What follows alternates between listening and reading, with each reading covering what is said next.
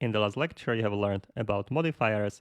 In this lecture, we'll continue again with modifiers because I would like to show you very common modifier and also a very common concept in a smart contracts.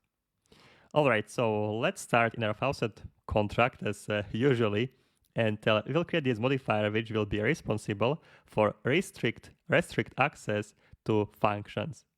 What is very common concept is that you would like to have here some sense of administrator functionality. So some function should be only able to be called by some specific addresses. So maybe some admin addresses, or maybe the address that has been deploying this contract.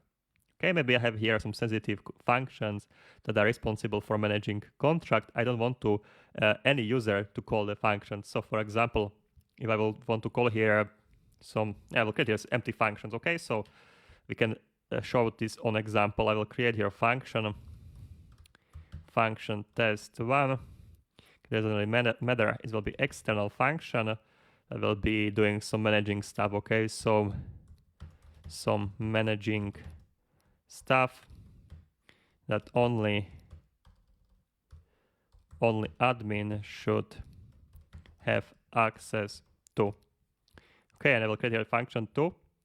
Test2 that also will be same. Only some specific admin should have access to this function. So our admin in this case will be the user that is deploying this contract. So by the default, as we learned, the deployment of the contract is handled by the first user. So this is the deployer of the contract, and I would like to this user have access to these functions here. So only admin can call this. Okay, and the same here. Only admin can call this function. So this address here, starting with the F8, away and finishing with C6, and the same here. Okay, so that's the basically functionality we would like to create here. So what we can use here, first we need to keep here track of this deployer address. Okay, so up here, what you usually see in your storage, what you will keep here in your state variables will be the address of the owner. So you'll write here usually address of the owner. This can be, it can be public, so we'll see it in the contract in our UI. Okay, we will call it, usually we'll call it owner or a contract owner. Okay, whatever you want to call it. Then you will get here constructor. Constructor is executed on your contract deployment in an init code phase. Okay, so this is the first part of the init code in a bytecode. The constructor will be called. And so here you can do some initialization. Here you have access to the message object. On the message you have a sender, right? So what you can do here, you can get here owner, and you can assign here message.sender, and that will do it. This will assign the message sender to the owner, so this will be kept as the owner address here in the contract. Perfect. So now what we need to do, we need to create a modifier that will be checking only for owners. Okay, so larger modifier. I'll call it only owner. Okay, and we'll be writing here, as you can see, I don't need to provide here any parentheses for parameters because I am not expecting to receive here any parameters. I'll write here just simply require, and I'll provide here condition, similarly as we have here. I'll be checking if the message.sender is the same as the owner. If it's not, we'll provide here error, so comma here, and let's provide here error, which will say only owner can call this function. Only owner can call this function. Okay, and we'll provide here to execute the rest of the function. So underscore and semicolon. Perfect, so that should do it. Let's copy only owner and let's provide this modifier to basically any functions. For example, here and here, only owner, only owner.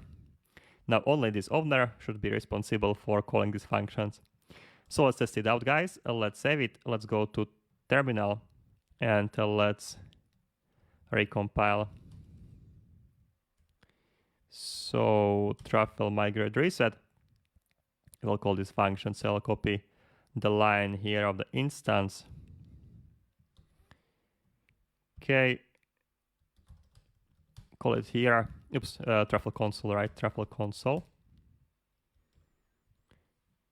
Okay, I made some mess here. Truffle console.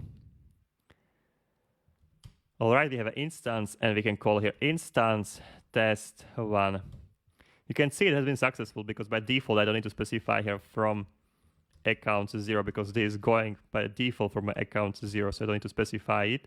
But when I will specify here, for example, any other address, I will go here test1 from accounts 1. I should get here error. You can see here, only owner can call this function. Okay, so this is definitely working. I can try it with any address I want, accounts 2, and I can call here instance test2. This will resolve into the same error. Only owner can call this function. So now we have this concept of owner. Maybe you are doing here some stuff with the Ether. Maybe you are managing here some funds of your funders, or you want to do here some any other managing stuff, and you don't want to allow to any address to send here a transaction. You want to allow only your deployer, your admin to access the functions. That's the basically functionality you will provide. When you want to change the owner of your smart contract, you can create a function for it. Okay, so basically you will have you can imagine function here. I will not write it the entire as it should be. Let's say transfer ownership, and here you have you'll be expecting to address new owner. All right, and basically you will say here owner equals new owner, what you will do, and you want to only access this by current owner. So only current owner can change the ownership. Okay, so basically that's what you would do here, and semicolon. If you would like to decide that you want to transfer this ownership to someone else, and this should be also external. Okay, that should do that job. So you will get here a new address of the owner, you will assign it, but only the current owner can transfer ownership. Okay, that will be the function for... we will be creating this function actually later. So I will remove it and we'll keep it as we have it now. Alright guys, let's save it and let's continue in the next one.